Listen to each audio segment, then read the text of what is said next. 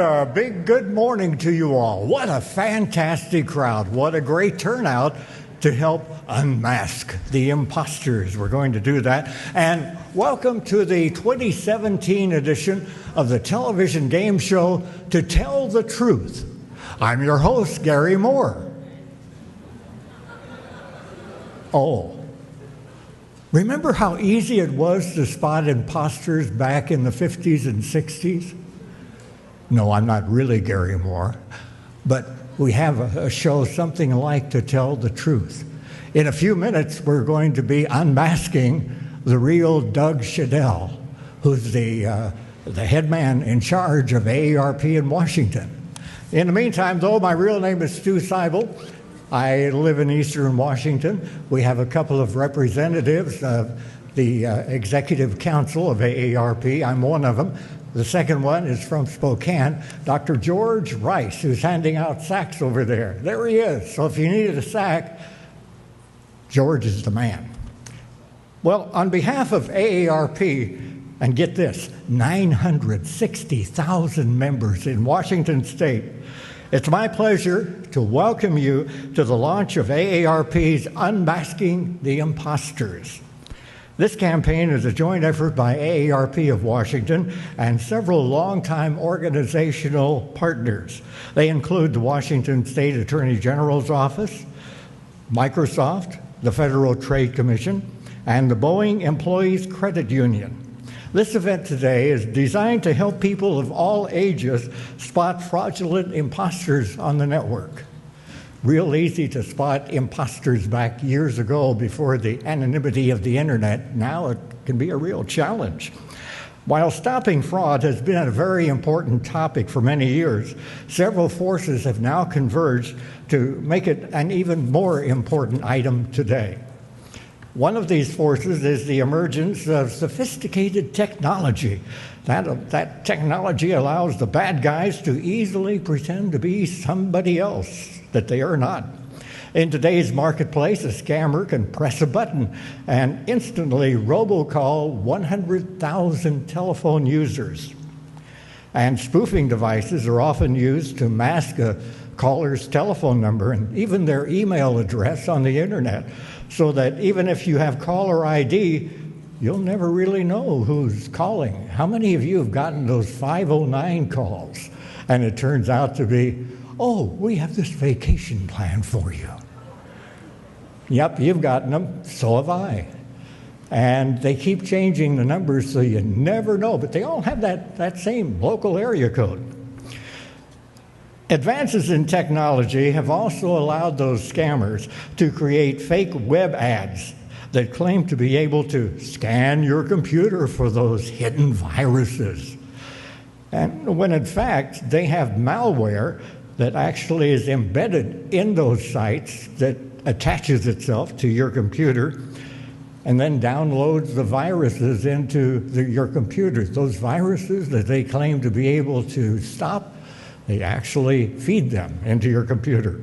Another force in driving the rise of imposter fraud is the global nature of today's marketplace. Scammers from all over the world target Americans. They're trying to sell various fraudulent products and services.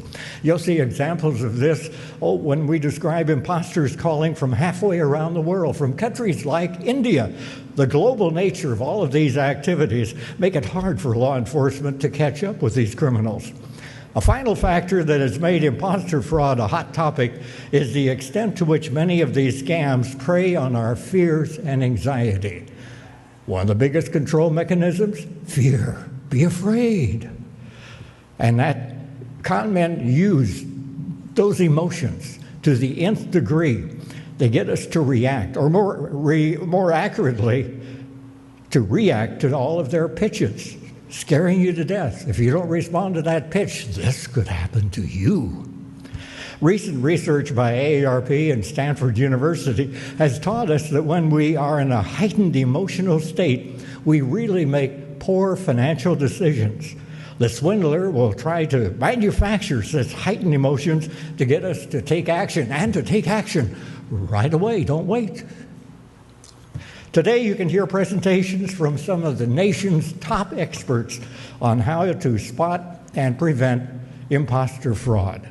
Our goal is to provide you with these very concrete tools that you can use to protect yourselves and your loved ones from these crimes. And we really thank you for your participation this morning. One final note. Our experience indicates that with these types of events, the people who likely come to them, you people, are not the most likely victims of fraud. Our workshop attendees tend to be a little more sophisticated, and they are continually learning about the latest trends and are therefore less likely to be the ones scammed.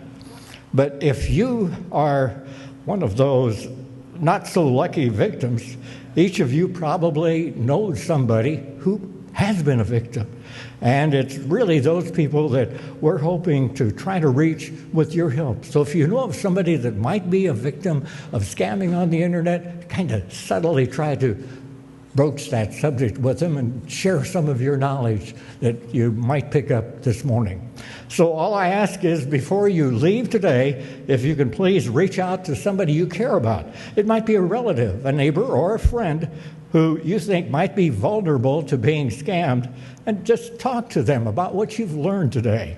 If we all work together, we can really put a dent in this whole scamming problem and unmask the imposters. We hope you enjoy the day, and again, thank you very much for coming.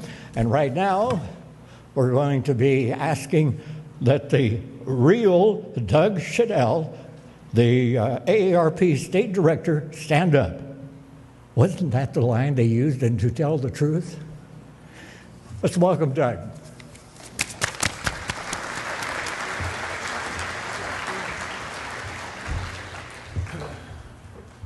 Who was that? Stu. Stu Seibel is on our executive council. He didn't introduce himself. And thank you, Stu, for that great introduction. Really appreciate it. You're not going to know who's who after today, are you, though? Now, I really appreciate all of you turning out today, and I think you're going to be in for a treat. There is a lot going on in the marketplace, and obviously your attendance here today indicates that you're interested in this topic of unmasking the imposters. And what I'm going to do, Stu kind of ran you through the day. We're really fortunate. We have the Attorney General himself here this morning. We have Courtney Gregoire from Microsoft, who is an expert on tech scams. Chuck Harwood, who is with the Regional Director of the Federal Trade Commission. So there's a lot of very knowledgeable people here today. And I'm going to start off just by talking about the topic in general and why AARP is so interested in this. A couple housekeeping things before I get started. On your table, I believe, are these cards on the table? Yes, I think they are. These are, there's a card here that allows you to sign up for what's called the Fraud Watch Network. And AARP about 3 years ago started focusing on protecting its members from fraud. We now have, believe it or not, 1.4 million AARP members on this Fraud Watch Network thing. If you sign up for it, all you'll get is alerts, fraud alerts, periodically. We send out, I think, 2 a month, Jason, from the Washington State office. They start from Washington, D.C., but we customize them to fit what's going on here. And it's really just an attempt to keep you informed on an ongoing basis of the latest scams that are going on. So I would encourage you to consider filling that out. We're going to have a drawing at the end of the day, and we're going to draw. We have about 8 of these. This is a new publication that just came out from AARP. It's called the Scam Alert: How Not to Get Ripped Off. I almost said how to get ripped off. That wouldn't be good. And so if you sign up for the Fraud Watch Network, we'll draw several names from people at the end, and you can win those, hopefully. We'll also end with lunch. Don't forget to stay, because there is a lunch at the end of the day. And the last thing I want to mention before I get started is you'll notice that I'm wearing this gold pin. Some of you may have been to our work. How many of you have been to a fraud workshop before from AARP? Several of you. Maybe you have one of these pins, maybe you don't, these cherished pins. This is a gold fraud fighter pin. And if you stay till the end and you listen intently, you too will get one of these gold pins for free, and you will become a fraud fighter. And the only thing we ask is that you go out, as Stu mentioned, and warn others, because as he mentioned, and I really feel strongly about this, we will say this multiple times today, we don't believe that you folks in the room here are the most likely victims of these imposters. Most of you get it. You can spot them coming, although there are some new twists you're going to learn today that maybe will grow your awareness. But it's the people who aren't in the room that we're really worried about. There are thousands and thousands of people, as you'll see from the data and the research, who continue to fall for these things. Those are the people we're trying to reach through you. So we're hoping that you will be emissaries for our efforts and take the information you learned today out and warn the public. And to encourage that, we will give you this gold pin. But you have to stay till the end to get it. Otherwise, you won't be fully trained, right? So let's get started. Here are the three things I'm going to talk about. Just a couple statistics about the fraud trends, why we care so much. There is this meteoric rise in imposter scams, and we're going to talk about why that is and what they are. And I'm going to talk about two in particular, the Irs scam and the tech support scam. Courtney's going to go much deeper into the tech support world. That is her expertise. And Microsoft has done more than anyone else to really attack this problem of tech support fraud.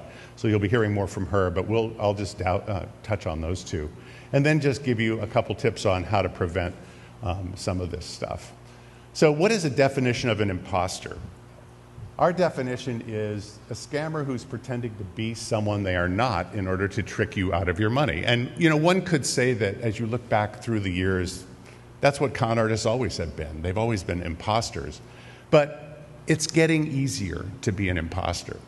And part of the reason it's getting easier is because of these three things, I would argue, and you'll hear these themes over and over again. While technology is a great, great thing, and it's allowed us to do things we've never been able to do before, it also makes it way easier to pretend to be somebody that you're not. One con artist we interviewed said, if you're a scammer and you're not using the internet, then you're guilty of malpractice. Because it's just such a great tool. You can reach more people, you can pretend to be people you're not much more easily. And so that's partly what's driving it. The other thing that's driving it, and you'll hear this from all the speakers, is that we really live in a global economy now. And so scammers that used to just have to be next door and come walking through your neighborhood can now be in Istanbul or, as you'll see, Mumbai, India, or other places around the world. It makes it very hard for law enforcement to catch them and reinforces the importance of prevention and education. And the last theme is, we sort of live in this age of anxiety. I don't know about you, but it's sort of an anxious world with all the terrorist attacks we hear about. And the con artists, more than I've ever seen before, as we listen to tapes, undercover tapes of calls coming in, the so-called Jamaican lottery scam, which I think Chuck will talk about. It used to be that they would get you to go for this by dangling $1 million, you've won $1 million. And they still do that. But there's also this added piece where they'll call you back and come and say, I'm going to come down, burn down your house, threats and fear. And part of my hope is that we won't leave here more fearful today, but we will leave more empowered because there is a specific there's a playbook to a lot of these things. And if we can see this persuasive, malicious attempts coming from a distance, we can defend against them. And so I hope we feel more empowered at the end of the day and not just more paranoid. Because if we just feel more paranoid, that plays into the hands of the scammers. The rise of imposter fraud, and this is, Chuck Harwood's organization, the Federal Trade Commission, tracks they have this thing called Consumer Sentinel. They track complaints nationwide. Many state AGs feed into this database. You can see the meteoric rise, something like 500% increase in the number of reports about imposters, grandparents scams, fake lotteries, just the whole, it's really getting to be out of control. And this is primarily why we're focused on it. This is complaints to the FTC from Washington State, and you can see that imposter scams lead all categories. So the other thing we just recently did last month is we did a survey of Washington State, and we wanted to ask folks about their experience with, are they getting calls? Are you all getting calls? And we asked 800 randomly selected people. I'm going to go through this really quickly, but we essentially said, which of the following types of scams have you gotten called with? And let me ask the audience, when it comes to, say, the tech support scam, which we'll talk more about, but somebody saying there's something wrong with your computer, you get a pop-up, you get a call, there's something wrong with your computer. How many of you have gotten one of those at that, Courtney. The entire audience. Okay? And in fact, 56% of our survey of random population in the state of Washington. So that is by far right now the number one thing that is targeted. And this is why we're going to spend so much time on it today. But also phishing scams. Hi, I'm from your bank. There's something wrong with your account. Give me your name. How many of you have gotten that one? Quite a few. How about the lottery scam? Congratulations, you've won the lottery. How many of you know someone who's gotten that call? Okay. The IRS scam, hey, you owed back. How many of you gotten the IRS scam? Good. I hope this morning will be illuminating for you. The romance scam, you go online looking for love and you find it, but you also find somebody who's trying to get you to borrow money. We'll talk about these. We also asked people, some questions that might gauge their ability to spot one of these imposter scams. And so let's just go through some of these questions. These are true or false questions. True or false, commercial telemarketing robodials from companies you do not have a previous business relationship with are illegal. How many people think that commercial robodials are illegal? How many think they're legal? How many don't know? A lot of people don't know. The answer is true. They are illegal, commercial robodials, if you don't have a previous business relationship. But 73% of the public didn't know that or got it wrong. Here's another one. Caller ID is a reliable way to know where a telemarketing call is coming from. How many think that's true? How many think it's false? Very good. It is false, but 38% got it wrong. Think about this now. You get a caller ID thing, somebody calls and it says IRS on it. Oh my God, the IRS is calling. But it's, as you know, this audience knows, it's so easy to spoof that. But still, there's a lot of people who don't know that. And again, this is the difference between who's in the room here and the folks outside. We need to keep educating them about these things. True or false, technology companies don't notify customers when a virus is spotted on their computer. How many think that's true? How many think it's false? How many don't know? Honestly, okay. It is true. Technology companies don't notify you generally when there's a virus spotted on your computer. And why is this? And 44% didn't know that or got it wrong. Why is that an important question to understand? Is because that's the approach of the tech support scammers. I'm notifying you, I'm Apple, and there's something wrong with your computer, or, And the final one, the IRS is allowed, again, these are true or false, the IRS is allowed by law to call you about back taxes you owe without sending you written notice first. You think that's true? They can call you out of the blue? How many think it's false? Very good. Excellent. 23% got it wrong, though. 1 in 4 got it wrong. So this is what we're up against. Now, the other thing we asked them, well, here's the summary. Most people failed this quiz. We had 10 questions like that, and a huge percent of them, 3 out of 4, got 60% or less correct, which is a failing grade. So people sort of flunked the imposter IQ test. The average score was 5 out of 10. But yet when we asked people, how confident are you that you could spot one of these? 87% said they're confident that they could spot one. And another 85% said that they would not fall for a fraudulent pitch. So the combination of confidence about spotting it, but failing the quiz, is what we refer to as the illusion of invulnerability. This is the notion that, I don't think I can ever be taken. And the thing is, if you don't think you can ever be taken, then you'll never do anything to prevent yourself from being taken. In the health psychology literature, for years we've known this. People say there's this phenomenon of people get cancer, but I won't. You don't want to think about it or whatever. Well, if you don't think you're ever going to get cancer, you're never going to take any steps to prevent it. And the same is true with this. Lots of people say, I will never fall for these things. And the other dynamic, another pet peeve of mine, as long as I'm on a soapbox about this, how many of you have heard the prevention phrase, if it sounds too good to be true, it probably is, right? Doesn't that make a lot of logical sense? If something sounds too good to be true, it probably is. But we know from the research, because we have people, when we survey people who are victims, they all know that phrase, but it didn't stop them from being victimized. Why is that? It's because that assumes that your logical mind is thinking at the time that you're encountering these imposters. What the imposters, the con artists' great gift is to make the implausible sound plausible by getting you into this heightened emotion state. And you're going to see this when we get into the unmasking part, which is right now. Here are two guys that we're going to introduce to you. One is the guy on the left is Jaish. He lives in India. The other guy's name is Dan. He lives in South Florida. And these two both worked for, they were both imposters. One worked for an IRS scam and one worked as a tech support scammer. And what I want to say just by way of introduction on these two, we've done a lot of interviews with scammers in the past. Some of you have been here before when we've showed pictures of, guys who are in orange jumpsuits and really hardcore criminals. These are not hardcore criminals. These are kids who just stumbled into working for a boiler room that happened to be a fraud. But they were willing to talk about it, and they were never charged with a crime. They left before the companies they worked for were indicted or taken down. But they provide an inside perspective of what it was like in these rooms. So how many of you have heard this?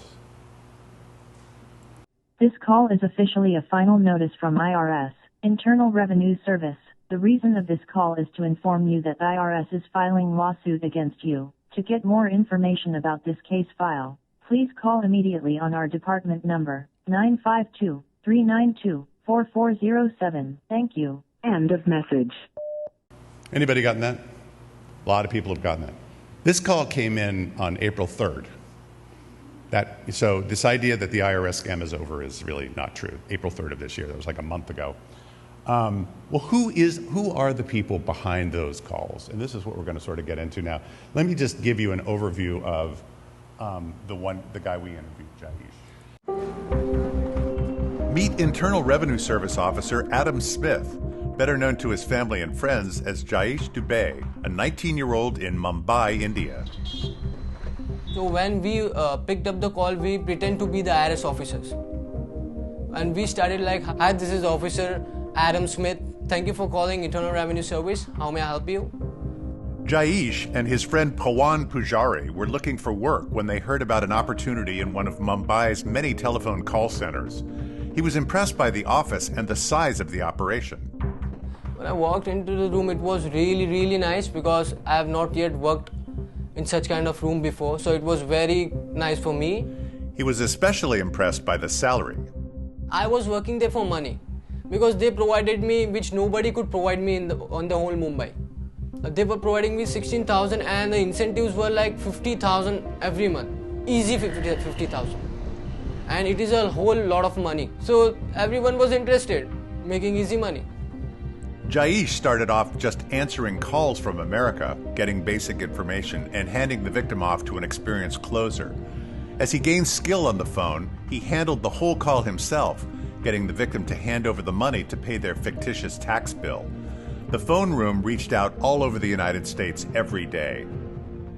The owner used to churn 50,000 voicemails every day. We used to get around 10,000 to 15,000 callbacks. As he talked to more and more Americans, he and Pawan began to feel bad for the people they were stealing from. People used to also cry on the call. At that time, I started feeling bad. That was the time when I thought that it's really not nice. People didn't have money to pay. They used to take it from their neighbors, friends, and everyone. So it was really not good. They decided to quit. And they were fortunate not to be at the office when 200 Indian police officers descended on the operation. Police blocked the exits, detained more than 700 people working that day, and seized everything inside. Authorities determined the office was just a branch of a larger operation that made over 1.8 million calls to America and stole hundreds of millions of dollars. Today, Jaish is speaking out about his experience and the tactics he used in the boiler rooms of India to defraud Americans. And he has one message above all. I will just say to the Americans that in the whole world, only people in America get most of the scam calls. Please don't pay any money on the calls. That's what I want to tell them. So that's kind of interesting, right? Here we have a guy who's willing to go to work just as a job, and 16,000 rupees, which I think is about $230 a month, is a massive amount. So he goes to work knowing in some ways that this is questionable all the time. and stays there and finally can't do it anymore. So, well, and by the way, that was produced by Bruce Carlson. Thank you very much, Bruce, for that great video.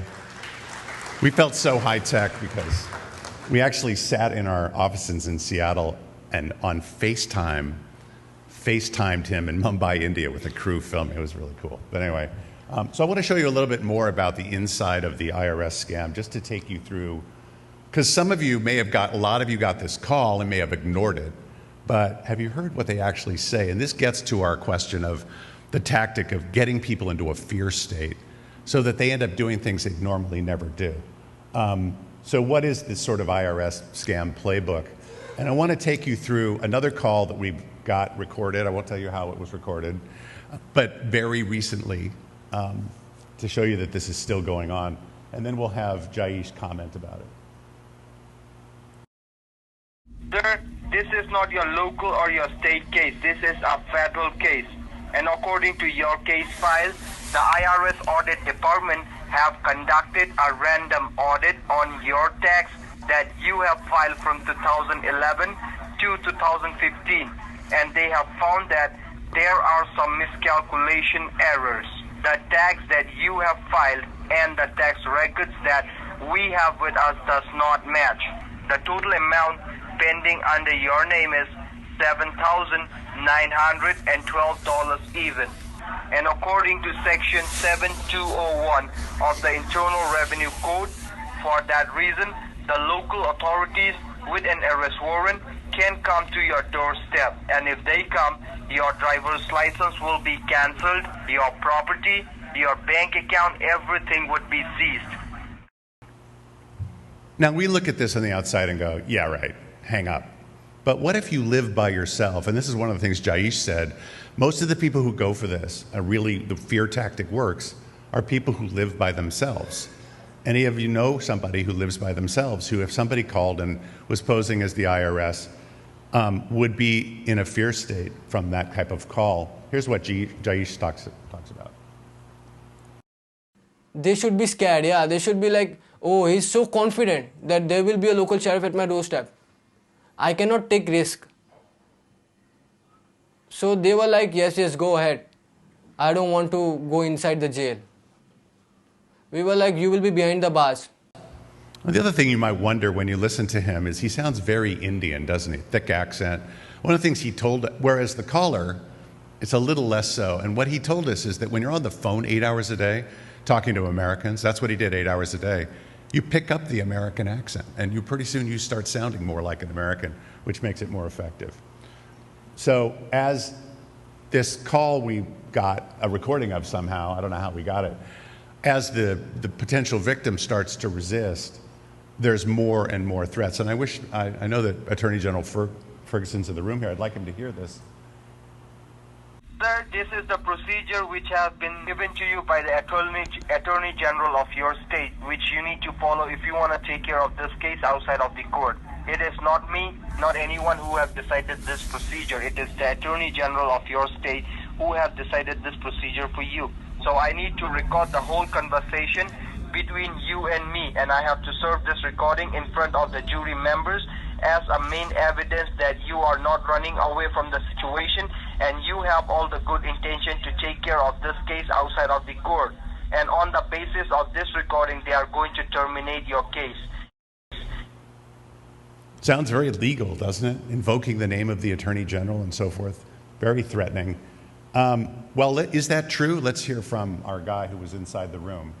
They should feel like this is an IRS office. Oh, it sounds like that. They tell us that this call is being monitored by the Attorney General's office. No one else was recording the call. It was just to put an effect, an official effect, so that the person thinks that, yeah, this is an IRS officer, I'm talking to the IRS officer.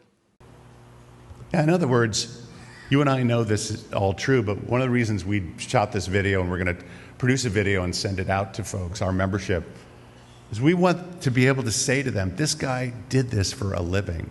And he's here to tell you there's no Attorney General connection. You're not going to get arrested. You need to just hang up the phone. So in the final analysis, and I'm almost concluded with this, finally it's just the caller says, I don't believe you, that none of this is true. You have to prove to me or else I'm going to just hang up the phone. And so what does the guy do? I told you to go to the local police station, sir. Go to the local police station. I will talk to them and I will prove you who I am and what I can do. You're trying to suspect on me? Don't blame me that I have got you arrested, okay? You can't blame that on me. You can go over there. I will get you arrested for sure. But later, don't blame that on me, okay? This is completely your choice. If you want to go over there, you can go. And I will make sure you get arrested because you are suspecting on me, and I'm not going to tolerate that. So this is a very gutsy 20-something-year-old, full of testosterone kind of kid who's literally telling the victim, I want you to go down to the police station. I'm going to fax your records to the local police station, and then they will arrest you, right? Well, why not say that? You're calling from God knows where around the world. There's nothing that can happen to you, but it's enormously threatening to the victim if they've stayed on the phone that long. Again, is there any truth to it? We can never send a police to anybody's place because we don't know any police there. We don't know anybody in America. We are here in India. So we don't know anything about America. We are just in a fluke. We say anything just to scare them, just to let them know that this is an official IRS you're talking to and you have to pay your amount which is left, which you owe to the IRS. And that's all. We don't know any police officer, anybody in America. Okay, so that's clear, right? The whole thing's a scam. And as we mentioned, though, months after they left, Indian authorities took down this operation. They detained 700 people in this boiler room. I mean, it was a big operation. They were calling 50,000 people a day, getting 10,000 calls back from worried people who got these voicemails. And the alleged mastermind is a guy named Sagar Sagi Thakar, a 24-year-old entrepreneur who had these boiler rooms all over the Far East. Our two guys apparently met Shaggy, right? Didn't they tell us that they met Shaggy? But he was this elusive figure. And Shaggy finally turned himself in, the story goes, when his girlfriend threatened to break up with him if he didn't turn himself in. But he had taken in millions of dollars and confessed to the crime, apparently, to the authorities. The problem is that this is one guy, it was, albeit a big operation. And it just continues. And it will continue. Here's the IRS's warning saying, obviously, the IRS will not contact you in that way. They won't ask you for... It's the weird thing about this, too, is the way they got people to pay, according to Jaish, is they convinced them that, you know, retailers like Walmart, you go down and you buy a gift card or you buy an iTunes card because we have a partnership with iTunes, and they're part of the Federal Electronic Transfer System or something, you know, and these convince people to stay on the phone with them on their cell phone, drive in their car down to Walmart, get $500 onto an iTunes card, you know, or multiple thousands of dollars, read them the 16-digit code, and away they go, and you can't trace where the money went. And when we ask authorities, why iTunes cards? iTunes is something like a $6 billion legitimate industry, and so they use them for gaming and all kinds of stuff. So there's all kinds of red flags associated with this, but this will continue, and we need to be vigilant about avoiding it. Obviously, IRS will never call or robo-dial you without sending a notice first. Never send money to anyone via gift cards or iTunes cards. And if you receive a call and you're concerned, hang up and call the IRS directly, or talk to somebody you know, especially people who live by themselves, before you do anything else. The other piece of advice, and I talk about the Jamaicans and threatening people, I'm going to come burn your house down. These guys are threatening too.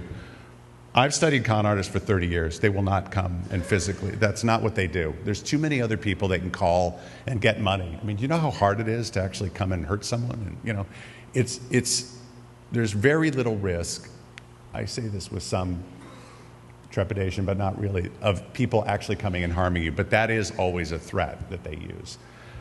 Now, I want to also just talk about tech support a little bit, and I guess I want to you saw the data, and we saw the show of hands about how many people have encountered this. And I think a lot of it plays on people's concerns about not knowing enough about their computer. This is why Microsoft has agreed to sponsor these workshops and has done a lot in this area. But I want to introduce you to another insider, Dan, who worked in another huge fraudulent tech support room that was taken down. Meet Dan Goldstein.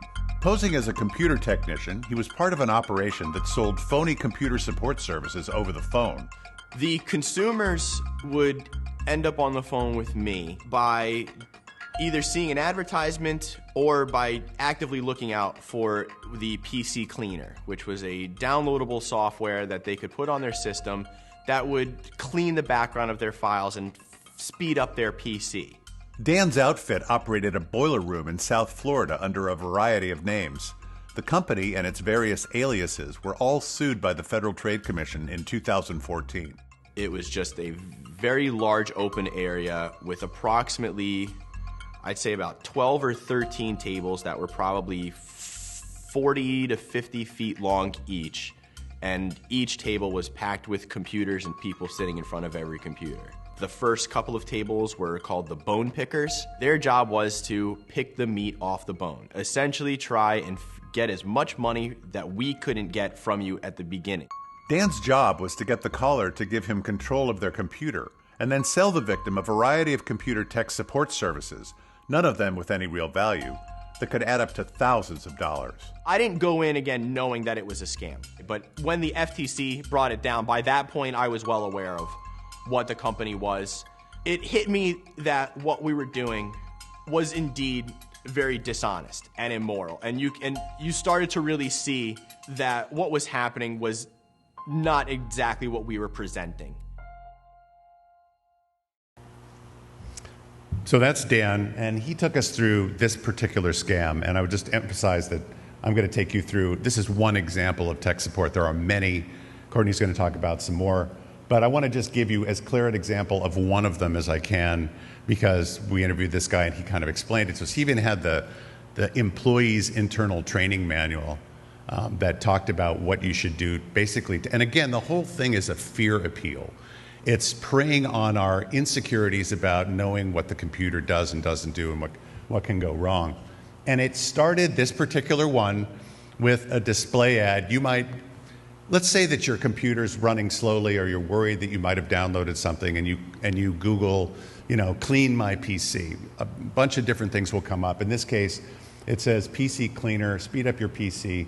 You can download this thing and it will scan your computer for free and see if there's anything wrong with your computer.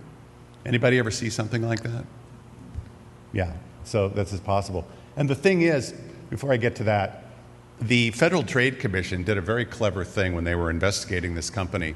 They bought a new computer and they had their computer expert look at the computer and make sure that there was absolutely nothing wrong with this computer. And then they went onto the web and downloaded this product. And when they did that, this screen came up, which is what always comes up, saying that there was 8,056 things wrong with that computer. And so if you did this, you'd be going, oh my God, there's 8,056 things wrong with my computer. There was nothing wrong with the computer. What they're counting are temp files and things that are completely benign that nevertheless register that you can count, and then they're claiming that there's something wrong with you and with the computer. And so it then says, you'll see how it says fix all. They'll fix it for you. You click on that and it says, give me your credit card number for $30, $29.95. We'll fix it. You do that. And then they'll say to activate this software, you've got to call this 800 number. When you call the 800 number, that's when you get Dan and this boiler room that's got bone pickers and all kinds of other things. Well, let's hear from him again. My job then would be to access your computer remotely. The first thing I would do would be to pull up your task manager. We would go right down here where it says processes 94, and I would tell you, oh my God, you have so many things running in the background. This is insane. No wonder your computer's moving so slowly. And you can see, even though it's only 94 process, it's really not using any of your computer. But people don't know that. All they see is this giant number here, and I say you shouldn't have anything more than 10. Right? Scare tactic. And if it were me, I would go, if he says, oh my God, then I would say, oh my God, back to him. What do I need to do to get out of this? And you see this CPU usage and processes I did this on my Mac the other day, and I think I had 394 things running, and it was using 1% of my, I don't know from computers, but these are just scare tactics that are used.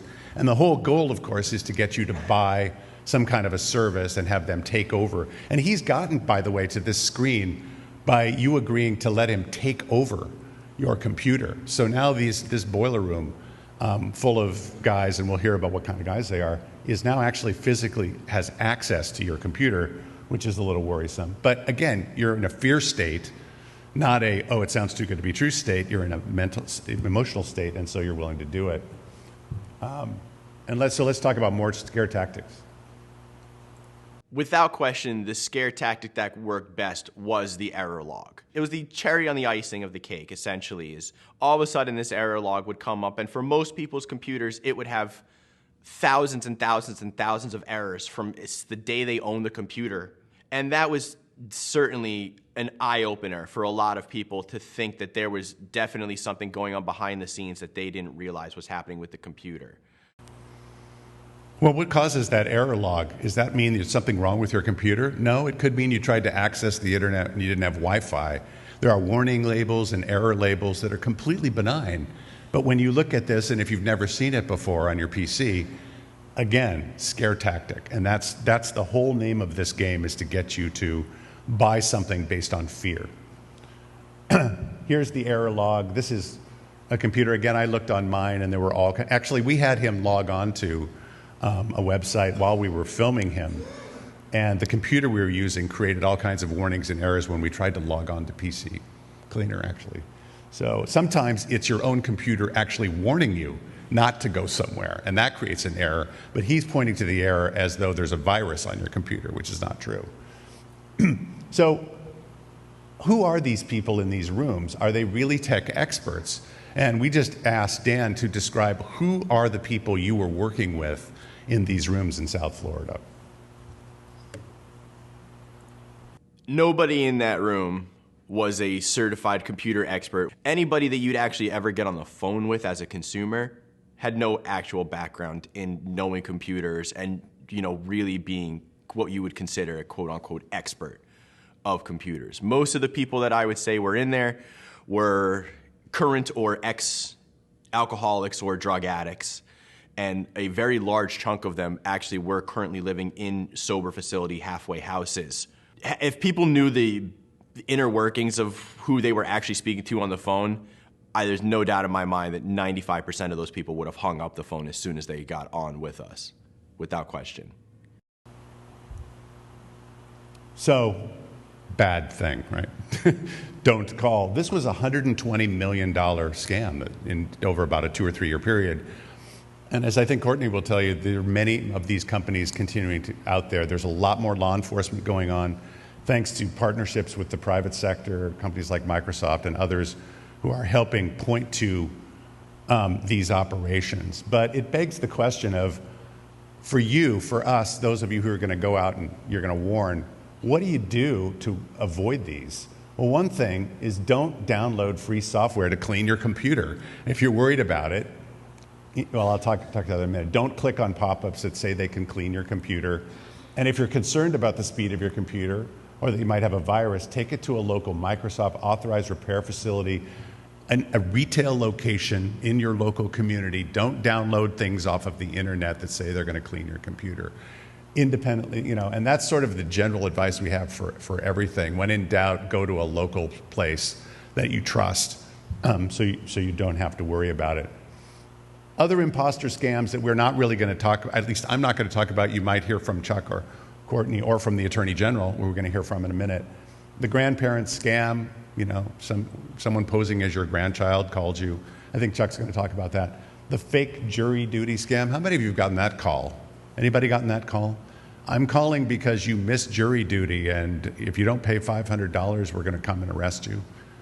Maybe that's just happening in the coast, but last week when we did the launch of this, we had several people say they'd gotten that call. Again, that plays on fear, and it's somebody pretending to be from the court who isn't.